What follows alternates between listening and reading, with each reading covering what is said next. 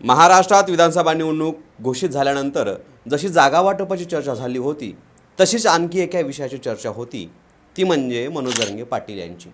नेमकं काय करणार आहेत? आता उभा करणार आहेत की उमेदवार पाडायचे ही भूमिका घेणार आहेत, हा प्रश्न चर्चेत होता. जरांगे पाटलांनी 20 ऑक्टोबरला बैठक घेऊन ही भूमिका घोषित करणार असल्याचं सांगितलं होतं. त्यामुळं अंतरवली सराटीमध्ये होणाऱ्या बैठकीकडे सगळ्यांचंच लक्ष लागलेलं होतं.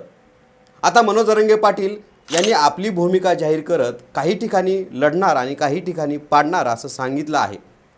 जिथे निवडून येतील तिथे अपक्ष उमेदवार उभा करावा, ज्या ठिकाणी निवडून येणार नाहीत, जो आपल्याला आपल्या मागण्या मान्य करेल आणि 500 रुपयाच्या बॉन्डवर लिहून देईल त्याला निवडून द्यायचं, अन्यथा सर्वच पाडायचं. आणि विशेष म्हणजे की एसटीच्या जागावर उमेदवार द्यायचे नाहीत असं देखील जरांगे यांनी म्हटलेलं आहे.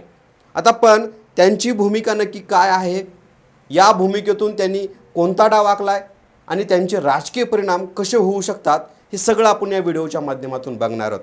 नमस्कार, मी चंद्रकांत आणि तुम्ही पाहताय जनमंतक मराठी. मित्रांनो, तुम्ही या चॅनलवर नवीन आला असेल चॅनलला सबस्क्राईब करा. हा व्हिडिओ आवडला तर शेवटपर्यंत बघा. आता बघा, मनोज जरांगे पाटील म्हणाले मराठ्यांचं हैदराबाद गॅजेटमध्ये नाव असताना आरक्षण दिलं नाही, दुसऱ्या जातींना मात्र देण्यात आलं, तेही आंदोलन न करता.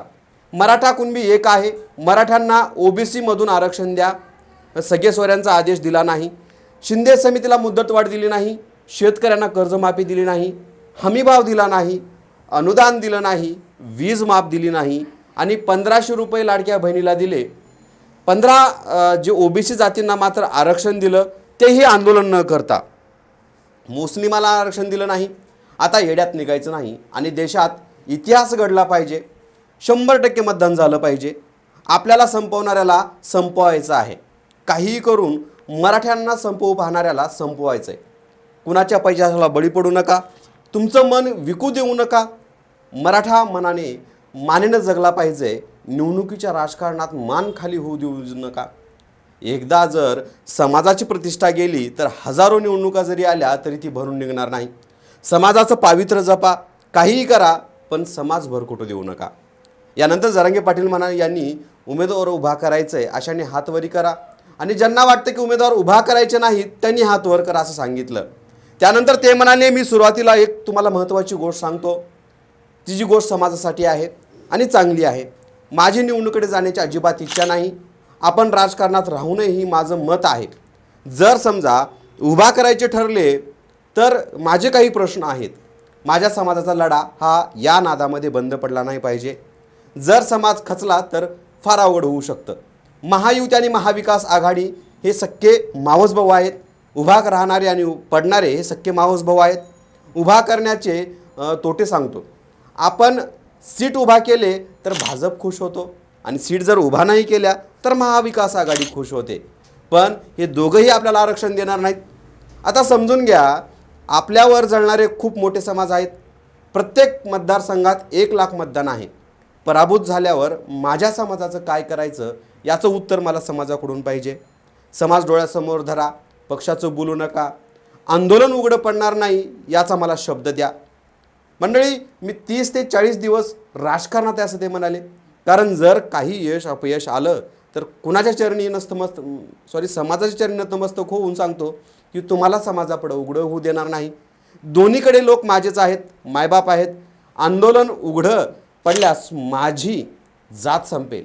त्यानंतर त्यांनी उमेदवार उभा करण्याबद्दलची भूमिका मांडली आणि एसटीच्या जागा आहेत तिथे उमेदवार द्यायचा नाही. जो आपल्या विचाराशी सहमत आहे, जो निवडून त्याला द्यायचं. तिसरं म्हणजे आपले निवडून येत नाहीत तसे जे 500 रुपयाच्या बॉन्डवर लिहून देतील, तुमच्या विचाराशी सहमत राहतील, अशांना निवडून द्यायचं. आपण फॉर्म भरून द्यायचे. कुठे मराठ्यांची ताकद आहे, कुठे दलित मुस्लिम समीकरण जुळून येऊ शकतं ते पाहतोय. एका जातीवर सीट निवडून येत नाही आणि जुळलं तर अवघड आहे. जर अवघड होईल की काढायचं. कोणत्या मतदारसंघामध्ये निवडून येऊ शकतो, इतक्या मतदारसंघात पाडायचं आणि निवडून आणायचं, ठेवायचं. कारण कुणीकडे विजय झाला तर पुढील 4 दिवसात पाहायचं आहे. निवडून आणू, पाडू, पण फॉर्म भरला आणि काढ म्हणले की काढायचं. आणि एखाद्यानं ऐकलंच नाही तर मी 100% अंग काढून घेणार. 36 मतदारसंघात 1,00,000च्या वर मराठा मतदान आहे। आता जरांगे पाटील लढणार की पडणार अशी चर्चा असताना त्यांनी काही ठिकाणी लढू आणि काही ठिकाणी पाडू अशी भूमिका घेतल्याने त्यातून जरांगे पाटील नेमके कोणते डाव टाकतायत याबद्दल चर्चा होत आहे। या निर्णयाच्या मागं पहिला डाव असू शकतो तो म्हणजे मराठा आरक्षणाची ताकद दाखवून देणं। जरांगे पाटलांनी आपल्या भाषणात 36 ठिकाणी मराठा उमेदवार निवडून येण्याची शक्यता दाखवलेली आहे किंवा बोलून दाखवले।